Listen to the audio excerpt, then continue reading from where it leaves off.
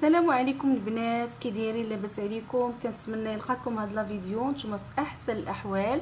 مرحبا بكم في فيديو جديد من قناه جيجي شانيل اللي كانت الاسم ديالها من قبل مطبخ حمزه.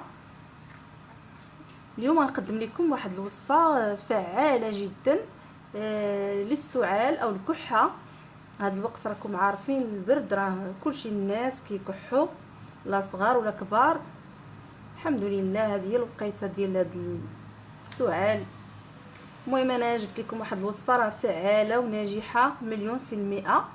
قبل ما ندوزو الوصفه كنتمنى للناس اللي اول مره كيشوفوا القناه ديالي ما يبخلوش عليا بالاشتراك بالقناه، ضغطوا على المربع الاحمر اللي كيكون اسفل الفيديو، غتلقاو واحد المربع مكتوبه فيه ابوني او اشتراك او سبسكرايب، ضغطوا عليه غيظهر لكم الجرس حتى هو ضغطوا عليه باش تبقاو توصلوا دائما بالجديد الوصفات. وكذلك ما تنساوش تضغطوا على لايك باش الفيديو يطلع يوصل لاكبر عدد من الناس باش تعم الفائده. وكذلك ما تنساوش بارطاجيو الفيديو مع الاهل والاصدقاء.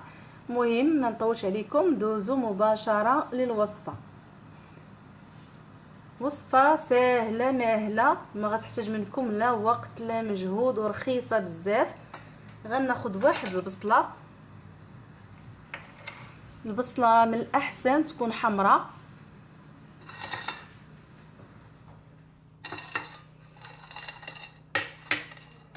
غناخذ شي حاجه وغنحك في هذيك البصله.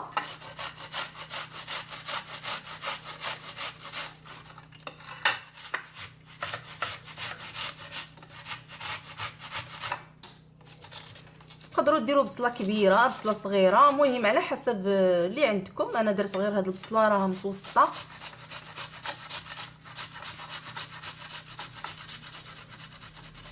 كما قلت لكم هاد الوصفه راها مجربه وناجحه مليون في المئه.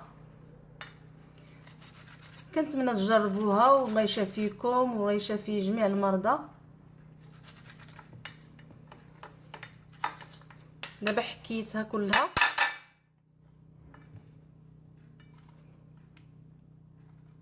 تحكوها ولا تطحنوها في الطحانه اليدويه ولا الكهربائيه، المهم كيبقى اختيار ليكم. بعد ما حكيتها غناخذ واحد الصفايه وغنصفيها فيها بحال هكا.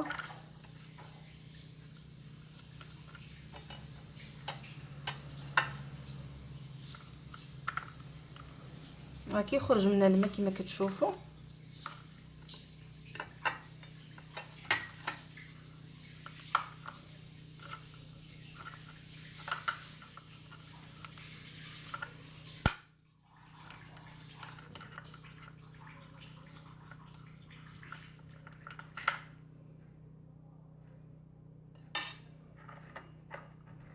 انا صفيتها، كنتمنى يكون كيبان لكم، تكون الصوره واضحه.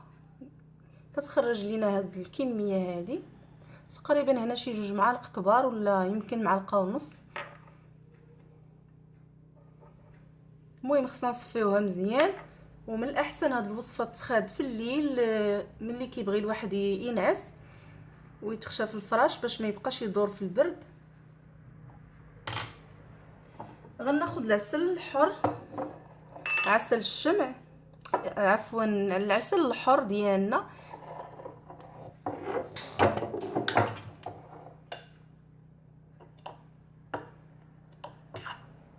خديت واحد نصف ملعقه كبيره.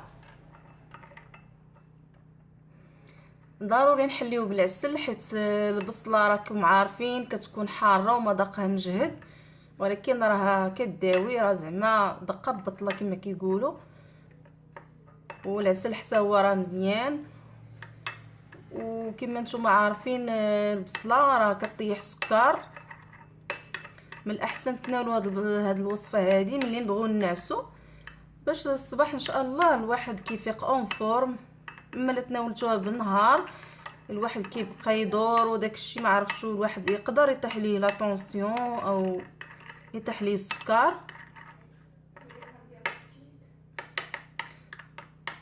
وراه مزيانه البصله بزاف، ماشي غير كما قلت لكم السعال او الكحه، راها كتساعد في انقاص الوزن يوميا الا خديتوها، ولكن بدون عسل. وصالحه ايضا لصحاب السكري، كطيح لي ديابيتيك، كطيح السكر زعما كما قلت لكم، عندها فوائد بزاف بزاف. المهم اليوم خلينا غير في الوصفه ديال السعال باش ما نخرجوش على الموضوع. المهم هذه هي الوصفه ديالنا، ها هي وجدات. انا نيت غنعطيها لولدي ضاربو البرد، ملي بغيت نصايبها ليه فكرت قلت نتشاركها مع الناس باش تعمل فائده. المهم البنات هذه هي الوصفه ديالنا، كنتمنى تعجبكم، وما بقى لي الا نودعكم واستودعكم الله، والى اللقاء في فيديو قادم ان شاء الله. ما تنساوش البنات لايك باش يطلع الفيديو. مع السلامه.